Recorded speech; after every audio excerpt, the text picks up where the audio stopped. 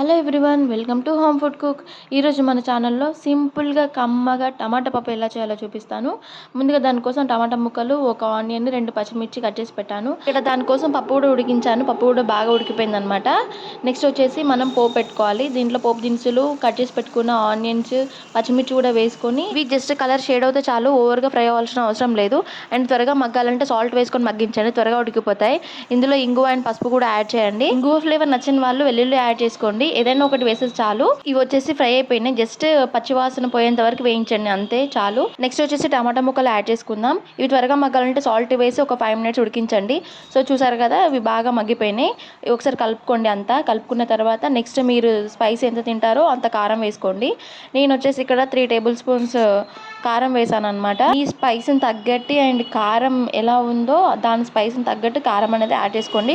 ఒక్కొక్కరిది ఒక్కొక్కలా ఉంటుంది, అంటే మీరు యూజ్ చేసుకునే కారాన్ని బట్టి కూడా ఉంటుంది అనమాట. సో అది వేసుకున్న తర్వాత ఇంకొక 5 minutes మగ్గించండి. చూసారు కదా, టమాటా ముక్కలు బాగా ఉడికిపోయినాయి. నెక్స్ట్ వచ్చేసి ఈ మిశ్రమాన్ని మనం ముందుగా ఉడికించి పెట్టుకున్న పప్పు గిన్నెలో, అదే గిన్నెలో వేసుకోవాలి. వేసుకొని జస్ట్ అంతా కలిపేటట్టు బాగా కలుపుకోండి.